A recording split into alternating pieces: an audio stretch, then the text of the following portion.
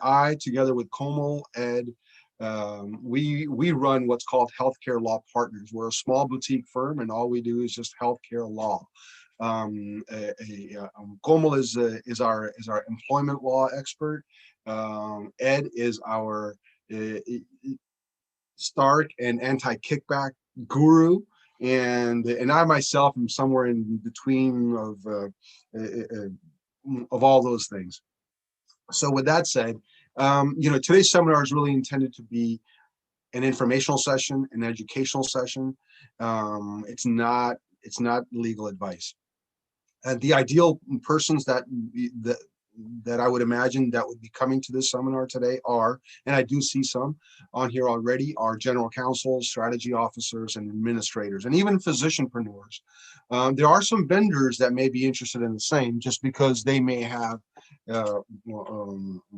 some transaction that they're looking to get into with a healthcare provider, that this may be of use. Now, today we're going to be discussing the 2021 Stark Law changes and the new safe harbors. This is an overview. We are covering literally about 700 pages worth of regulations and giving you an overview of what that is. So it's really, I think it's great. It's like a great primer as to what you need to keep your eye out for, but it's definitely not a replacement for actually reading the regulations, which are really, really, really exciting. So with that said, let me give you a little bit of a background as to who we are. Again, my name is Ben Mirza. I've worked inside large hospital systems as well as some small ones. I've worked with physician practice groups as well as individual physicians and the vendors in between, from healthcare distributors, manufacturers, to even software companies. So that's my background. I do have a CPA license in my former life. I used to be licensed in my former life as a CPA. I also have like the CHC certification, which is also another really important certification for healthcare compliance. And I do have a very long and tried litigation background. So that's what I've done for about the last 20 plus years. And with that said, Ed? Yeah, so I'm Ed Meyer, and thank you all for attending this discussion on the Stark Law changes and safe harbors that came out recently. So I'm entering my 30th year of law practice, and for those 30 years have been basically exclusively as a healthcare law attorney on the business side, transaction side, contract side, regulatory compliance side of healthcare. I really don't litigate. That's Ben's job and Kumpel's job to walk into court. I'm licensed in California, so I'm a California licensed attorney. So what I have worked for in the past, I've represented large hospital systems, actually even small rural hospitals. I was a compliance officer of a small rural hospital for a while, and large physician groups and individual physicians and other healthcare providers, even health plans. I've done work for them in the past. Most recently, I was with Mednax. This is out of Sunrise, Florida, but in their Texas office, handling their anesthesia area and neonatology and pediatric subspecialties. But it's very exciting for me to be here to talk about the healthcare law and Stark Law, especially since years before I even started practicing law. I was working for a member of the Ways and Means Committee when these laws were first being discussed. So let me introduce Komal Mirza, our associate. Thank you, Ed. Good afternoon. My name is Komal Mirza. I am an associate attorney with Healthcare Law Partners, and my practice is primarily focused around consulting physicians and practice groups in regards to their employee contracts, navigating their non-compete agreements, credentialing and privileging, and most recently, the telehealth laws and regulations that have come about as a result of COVID. And moving forward, we foresee that growing exponentially. And with that said, I'd like to turn the presentation back over to Ben and Ed. All right. So as we always do, one of our critical mission sort of internal desires and objectives is really to kind of help hone all professionals who join us in our webinars towards what's going on in the industry. And as our nation edges towards more of a holistic approach towards health, and really we start to examine the continuum of care from cradle to grave sort of stuff, from getting telehealth consults to being inside a hospital, to eventually even sometimes people going to hospice. It's like a whole continuum of care, right? So as that happens, and our government is keenly focused on trying to keep people healthy and out of hospitals, because we all know that hospitals is the most expensive way to treat any patient. So with that said, what they've actually done is that they've actually modified and modernized the Stark and the anti-kickback rules, and they were officially announced in the middle of November. They become effective as of today. It's about 700 pages of regulation, and it's it's good that this administration was actually able to do it, because had they not been able to officialize those regulations, then it would have fallen into the next administration, and then they would have revetted the same rules and maybe tweaked them a bit. But again, it would have been another delay. So it's good that we got this done just before the change of the administration. That's not to say that my political affiliation is one way or the other, but the market forces in place are here. The continuum of care really matters. And then some of the topics that we're going to hit on today. Next slide, if I can just take a look at it. Today, we're going to be talking about obviously how the Stark laws have been modernized, but really the bullet point number 2, the value-based arrangements and how they're being tweaked. That's super interesting, because that really shows where our future trends are. And with that, what they've also done is they've actually issued 7 new safe harbors, and those safe harbors are going to be really important for us to understand as professionals in the industry as to how to navigate those. And again, today's seminar is all about the higher level view of what's coming down the pike, and what we've got to keep an eye out on. And then so this is going to take us about 45-50 minutes.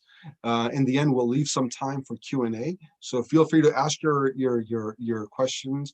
However, if you have a very unique sort of a situation, I do ask that you call us directly and have that discussion, just because the details might not be something you want to share with the general audience. So, with that said, Ed? All right, thank you very much. As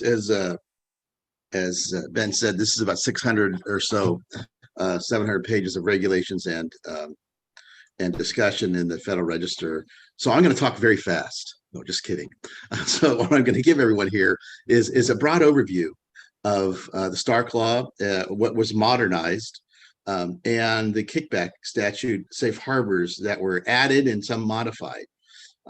And so in the area of the Stark Law, the government basically realized this law has been around, the regulations have been around for about 30 years or so. And, and they were modified over time. And over time, they've gotten somewhat confusing. And there's been, because the Stark Law matches up with the False Claims Act. And so over time, they realized that there's been confusion. And so what they did 3 things. In these regulations, they've clarified some very commonly used terms that are found throughout these exceptions. They've updated the Stark Law, several Stark Law exceptions, and they've encouraged value-based arrangements. So let me sort of step back for a quick moment, because I know there's some folks who have not really dealt too much with the Stark Law. So what does the Stark Law do? The Stark Law is a bright line test, and it basically says a physician and an entity, they have a financial relationship with each other, whether that's a compensation arrangement as employed, or have a contract, or an ownership or an investment interest, just a compensation arrangement, a financial arrangement with the entity. That physician may not refer any of 10 designated health services that are reimbursed by Medicare, and that entity cannot bill for those referrals of those 10 services. And those are, let's say, for example, inpatient hospital services, outpatient hospital services, imaging, PNT, clinical labs. They can't bill for that unless the arrangement, that financial relation between the physician and the hospital, or the physician and the other entity, physician and their practice, etc., that meets every element of an exception. You fall outside one element, you fall outside of Stark, and therefore physician could not refer, and that could not bill. And if they billed for that, then that bill for Medicare service, that bill falls within the False Claims Act. And that's when you see, I think in Florida, I know there's been several hospitals that have been hit with very large fines under the False Claims Act, because they did not comply fully with Stark. So again, what they did, they clarified common terms, they updated existing exceptions, and they encouraged these value-based arrangements, because then they're moving towards an era of modernization of care.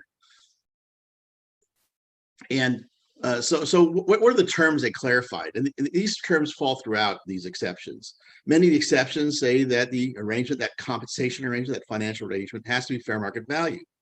They also say that the arrangement must be commercially reasonable, and that the arrangement the compensation can't fluctuate based upon volume or value of referrals. And there's several other commonly used provisions that had caused some confusion. So in these final regulations, they have updated those and clarified the meaning and how they look at these definitions. So for example, fair market value, and some of you this may be repetitive of what I discussed about 2 weeks ago in our call. If you did not participate in it, Charles has these seminars on his website. So I recommend that you go back and pull that one up for more detailed discussion, because I'm just going to go quickly over these because I've discussed them already. But for fair market value, they basically redefined it, and they clarified it that it's the value in an arm's length transaction consistent with general market value of the subject transaction. And again, they added specific clarifications for what fair market value is in the context of rental equipment. They gave it in the context of office space, where they basically say for rental equipment, it's without consideration of the intended use. Similarly, it's rental space without an adjustment for the value attributed to the proximity of the lessor to the referral source, where the lessor is the referral source. Again, keeping in mind, you think about it, what's the fair market value? It's not taking into account the fact that these are in a referral relationship. It's as if you're in general business and you're not in a position to refer and generate business for each other. What would you end up valuing? And they added this concept of general market value. The general market value, there was a discussion in these regulations about assets. What's the market value of assets? Again, on the date those assets are acquired, the fair market value and the general market value on the date acquired. Again, based on bargaining back and forth and not in a position to generate business. Similarly, compensation.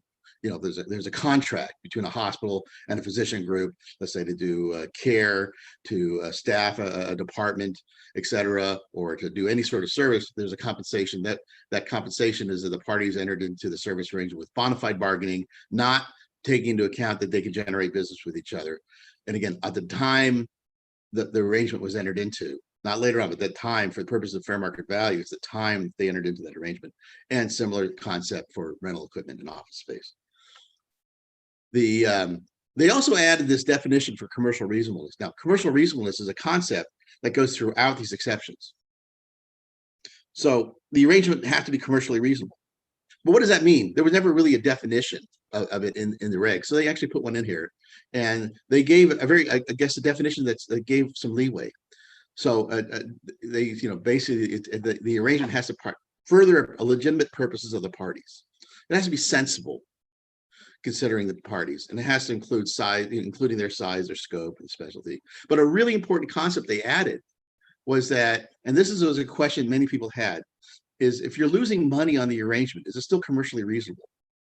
They said yes, even if it does not result in a profit, it may be commercially reasonable. Think about it. You have a nonprofit hospital that has a public service focus and wants to take care of an underserved population, and needs to pay the physician to take care of that population, or to be available to take care of that population. Let's say it's a Medicaid population, and that physician, requires a certain amount of pay, and they're going to end up losing. The hospital's going to end up losing money on the arrangement. That could still be, commercially reasonable because it's furthering a legitimate purpose. So that's a very nice addition. They added clarification to the commercial reasonableness exception. And they also looked at this concept of volume or value of services. So they looked at unit base. So what happens when you have something paid not just by hour, but on the units they actually are doing, the service units are done. Not fair market value for items or services provided, and does not vary in accordance with the compensation, in the course of the compensation based on it takes into account referrals. So as long as you're not taking into account referrals in any variance, there is a definition of fair market value that permits this. And similarly in physician comp, if it takes into account volume or value, but only if the comp formula with the physician is variable, that were such as the variance results in an increase or decrease in compensation that's positively correlates to the volume or the value of referrals. So that's what they're talking about in volume or value of referrals for many of these arrangements. They also clarified, again, this is probably pretty much the obvious, is that a referral, is not an item or service which a physician can be compensated for under Stark. They also looked at, we talked about these 10 services, be it inpatient hospital services, outpatient hospital services, clinical labs, imaging services, PENT, and whatnot. There's 10 services that fall within the Stark law. And they tweaked them, they clarified them. So know that there's updates to those definitions. And they also looked at this issue of remuneration, payment, compensation, because there's in-kind things that can be provided that can raise concerns under Stark. The most obvious example is a lab is doing urine analysis that's sending pee cups or whatever to the hospital physician practice, and there's this issue of if that supply that they're providing so they could get back the sample can be used for something else, then that's a problematic. But the fact is that some of these things can be used for obscure purposes, but aren't really used. They're never really used for anything other than a permitted use when they're giving something of value. So they clarified it has to be in fact used solely for one or more. The fact that it could be used for something else it does not trip up this remuneration. If it's in fact used for something for one of the solely used for one of the permitted uses, then you're okay. So that's a clarification. And another issue is they've updated some existing exceptions. They've updated the exception dealing with ownership and investment compensation with regard to titular ownership, and I'll talk about that in a moment. And when they also updated and provided clarification on the rental of equipment and office space safe harbors, exceptions, dealing with the element of the rental must be for the exclusive use of the lessee. So in the issue of ownership and investment comp, a concept came out a few years ago under Stark for the compensation. So if you have a contract between, let's say, a hospital and a physician group, the question arises if that, for Stark law analysis purposes, does every physician stand in the shoes of that entity? So when the arrangement is with the hospital and the group, who gets affected if that arrangement falls outside? Who is non-compliant if it falls outside? So what they added is back then for compensation arrangements between an entity and a physician, the concept of titular owners, because there's physicians who are not really at the table in the organization structure of the physician group, but maybe considered a partner, but they're just partner in name only and don't really have ownership. They don't have the ability to get profits, interests. They don't have the ability to own a share and sell the share. So they said that those titular owners are not really considered to be standing in the shoes of the organization itself when you look at the contract between the hospital and the physician organization for purpose of compliance with Stark. So what they did in these new regulations, they said this is actually a pretty good concept of carving out these physicians who are not in really real ownership arrangements. They carved it out, so they added that concept to the other exceptions that are out there for investments and ownership. So if a physician really is not, it's an owner of a practice, that arrangement has to meet Stark. If it's an investment or the ownership of an ASC, they have to meet certain Stark exceptions. But the ownership and investment, if they're titular and only, they really don't have shares. They're like a non-equity partner, effectively, kind of like that. That they don't stand in the shoes of the entity. So they did that. Now, with regard to rental equipment and office space, they clarified the longstanding policy of CMS that these must be really effectively bona fide rental spaces and not a rental of equipment. They can't be things where the lessee is leasing it, making a payment to the lessor, and effectively still allowing the lessor to use the space. Now, think about this in the concept of a clinical lab that says, I'm going to go rent space within this company wants to rent space within the physician practice to set up their lab, but still allows, so they're making payments to the physician practice for that space, but then still allowing the physician practice to use that space. Now that's problematic. That's sort of a hiding a way to kind of funnel money to the practice. It's falling outside of Stark. So they clarified that space that's being leased, and that space or the equipment being leased has to be exclusively used by the lessee. But what do they mean by exclusively used? Because that lessee may sublease out or may let others use it. So as long as they're not letting the lessor use it, either as an invitee or whatnot, the lessor is not using that space or the equipment being used. They clarified that in these exceptions. Also, what they did is they added this new exception for a limited remuneration to a physician. Basically $5,000 in aggregate compensation per year. And this is something that provides a lot more leeway where people are getting tripped up by Stark. And again, think about this concept. You have a physician, you have a hospital needs to, let's say, run a peer review, but needs to pull in a really expert physician that's also a potential referral source, and is going to pay the doctor to be on this peer review panel, a couple $1,000s to do this work. But they forget to put it in writing.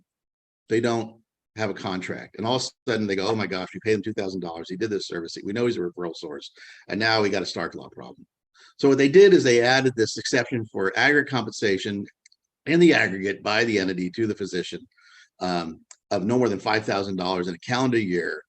Again, the comp is not volume or value referrals based, or doesn't exceed fair market value, is still commercially reasonable. And they said they're not really talking about that with regard to Stark law violations. So they gave this nice $5,000 calendar year limit on aggregate compensation exception. So that's actually, it modernizes and realizes these little small arrangements really aren't what they're talking about in the Stark law. And so they got this exception for that. Now let me move to this issue of value-based arrangements. So what they added these 3 new exceptions to encourage value-based arrangements, and basically, arrangements that are for the coordination of care, managing of care of a patient, arrangements of a target population for improving the quality of care for a target population, or appropriately reducing costs, value, reducing costs without reducing expenses for a target population, or moving from where payments is from a mechanism of just paying for items or services to basically paying for volume, for quality, paying for quality and control of costs. So they realize that that's sort of the trend. So they go, well, let's give exceptions, because in doing these, keep in mind, in doing these sort of value-based arrangements, you need to tell the physicians, to basically control that value, that they have to make referrals within this enterprise. They have to make referrals of the patient to keep it within that value, to retain that value and retain those costs, make those referrals within it, which then implicates Stark.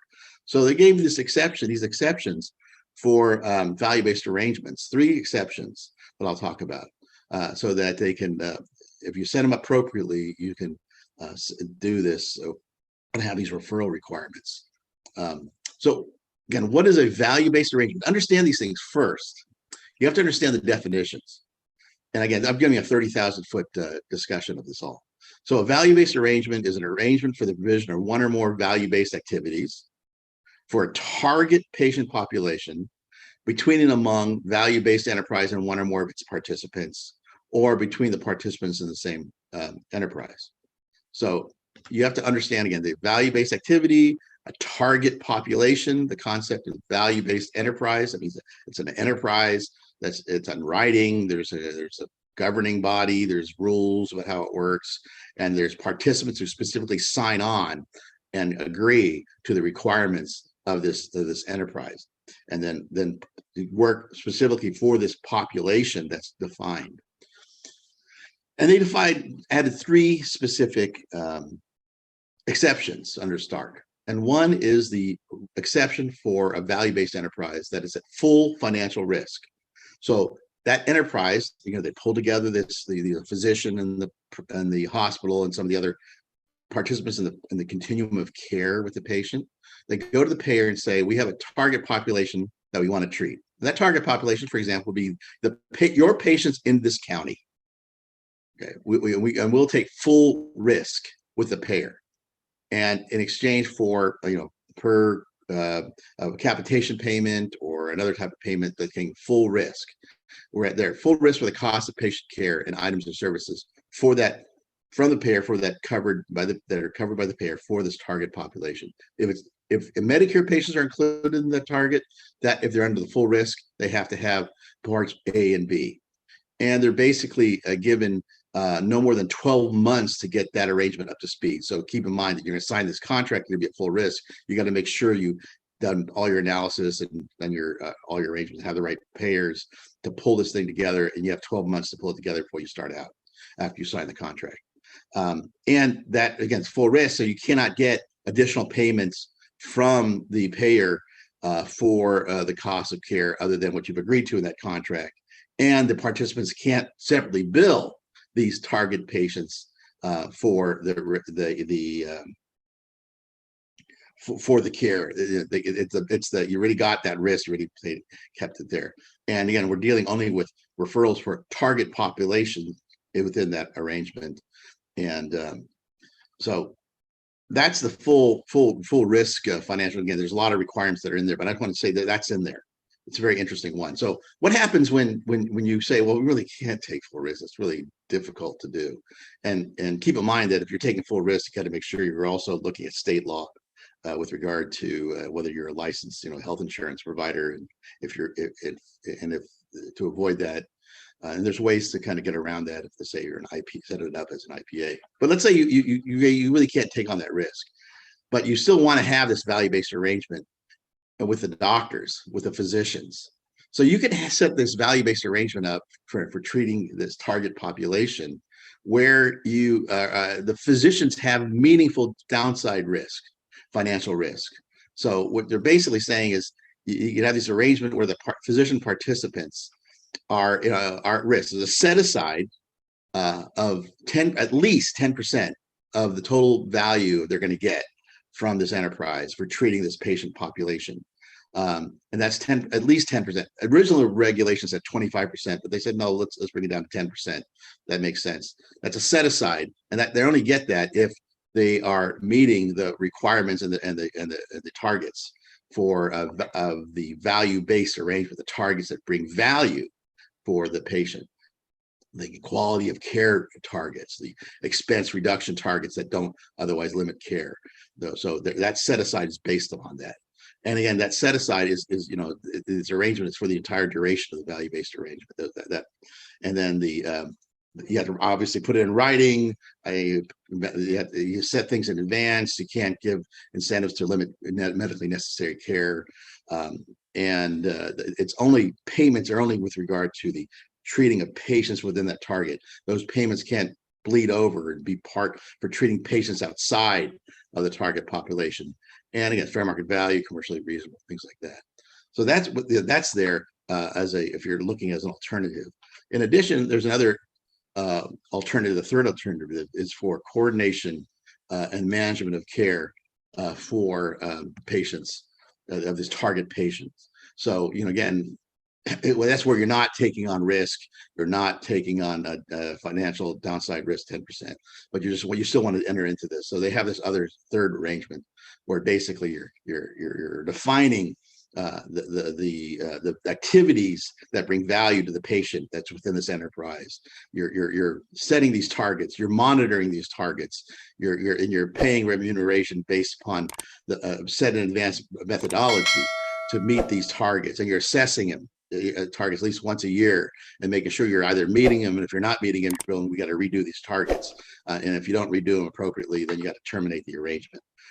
Again, you're monitoring it. So that's really the third value-based arrangements out there. Again, each of these arrangements have very detailed requirements, how you set up the enterprise, how you set up your contracts with the participants, and how you make the payments, how you set out these methodologies in advance, and all those other requirements you have to put in place. But it's really nice that they've set out these new exceptions to start, because what, again, thinking about it, you would look at a target population, you want to treat this target population, but you got to tell the physicians treating this target population, you still have to make referrals within this enterprise so that it stays efficient.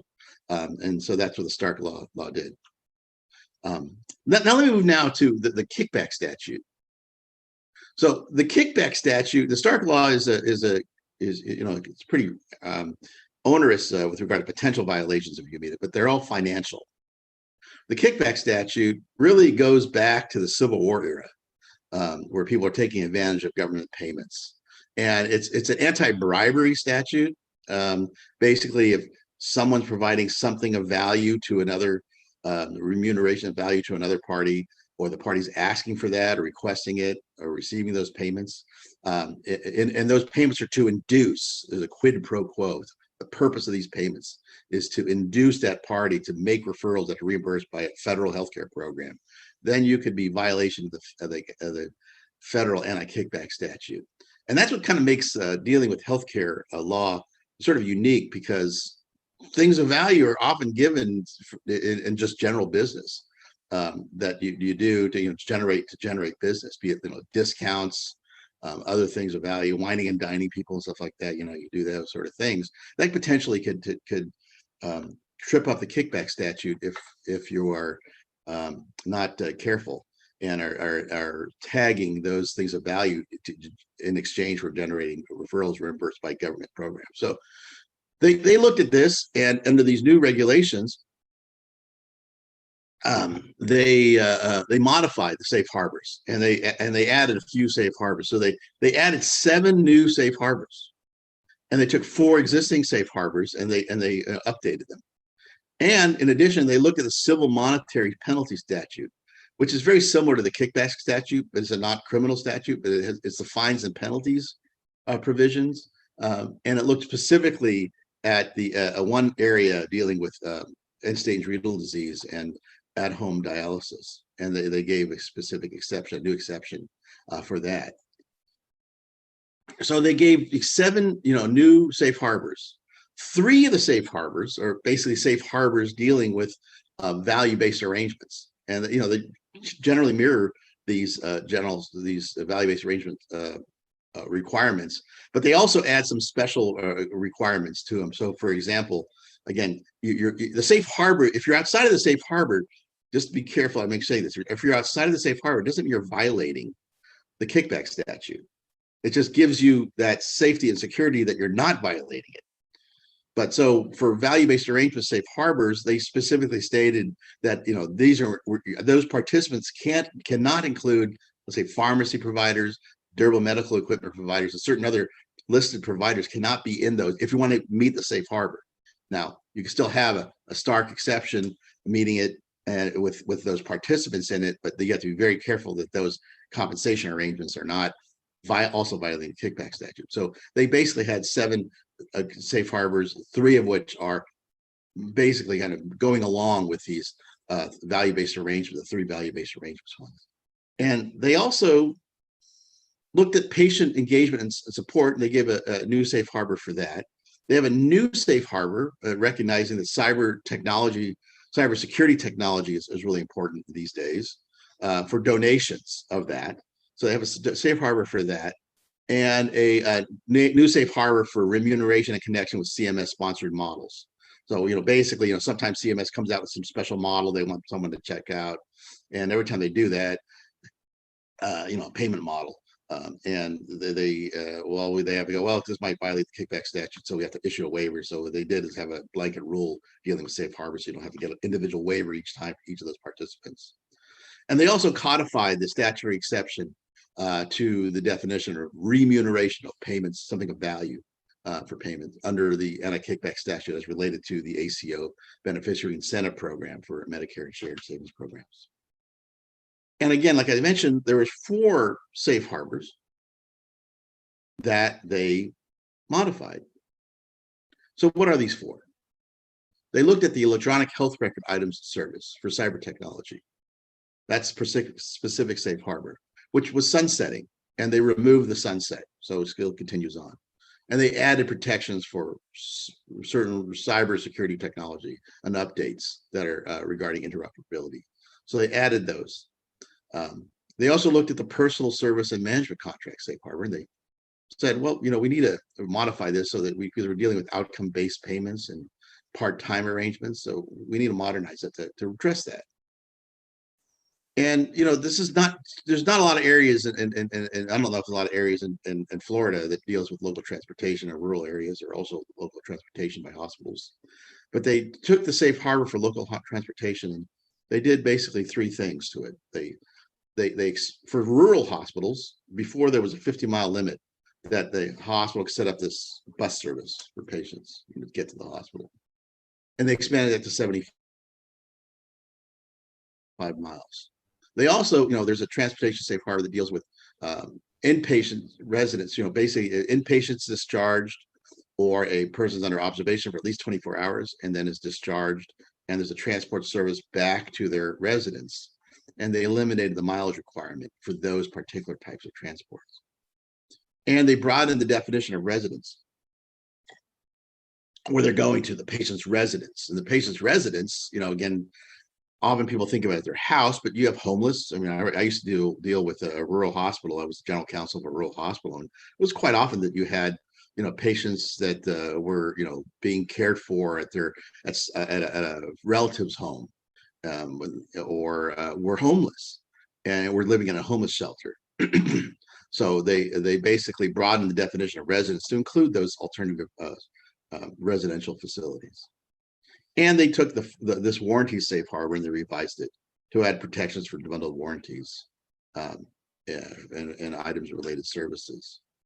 And again, what they did with this, they looked at the civil monetary penalties statute, and they added a carve out specifically for technology to home dialysis patients, for home dialysis patients. So the civil monetary penalty statute is kind of like the kickback statute light. It deals with fines and penalties. I don't mean light fines and penalties. It deals with, it's the kickback statute light, dealing with fines and penalties rather than the criminal go to jail piece of it. And they added a carve out for telehealth technologies provided to an end stage renal disease patient who's receiving home dialysis under Medicare Part B, and that Medicare Part B provider is currently providing in-home dialysis or telehealth or ESRD care to the patient, or the patient's now selected that provider, Part D provider, for those services, or that patient has contacted that provider for individual for services. Again, they can't be incentivizing that they're giving telehealth technologies in exchange, so they can't be advertising or soliciting it, but they can be providing it to their existing patients or patients who've chosen them. And again, that telehealth technology is for the purpose of providing the telehealth services related to ESRD. And before we go on, like I said, I want to mention a couple things. As Ben mentioned, these stark regulations and many of these safe harbors go into effect today, January 19th, the date of this seminar we're presenting it. So it went into effect January 21st. And for certain value-based arrangements, they go into effect on January 1, 2022. And what I also want to mention too is there's a very interesting discussion in these regulations on the self-disclosure protocols. So think about it. If you're falling outside of Stark, or if you realize you had a kickback statute, there's potential for significant fines and penalties. And the government has issued self-disclosure protocols for disclosing to CMS violations of Stark or disclosing formally to the Inspector General's office of a violation of the kickback statute. And there is a long discussion that's in these regulations about what they're looking for in these disclosures. I mean, I was very had the opportunity when these self-disclosure protocols came out. I think it was in around 2000 or so, 1999 or so, to sit down with a gentleman who had drafted them to have a better understanding. And over the years, these disclosures have become real formalized. There's like, get on their site. There's a website that has, on the government site, that has like fill out the form. But what they're really looking for is for you to do their investigation and to be absolutely truthful and absolutely admitting guilt.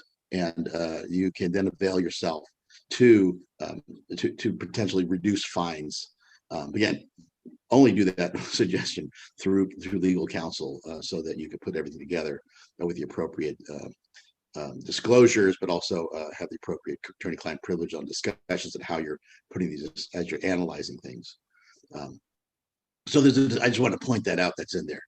So again, January 19th, 2021, regulations become effective, except for certain regulations on the value-based arrangements have basically a year to go. Ed, thank you for sharing that information. Some of the things that actually stuck out for me was, one was like the dialysis safe harbor. Dialysis is, according to my insurance friends, is one of the most chronic and most expensive diseases to actually treat. And the way they did the safe harbor, it allows for the in-home treatment. That makes a lot of sense from a cost savings perspective.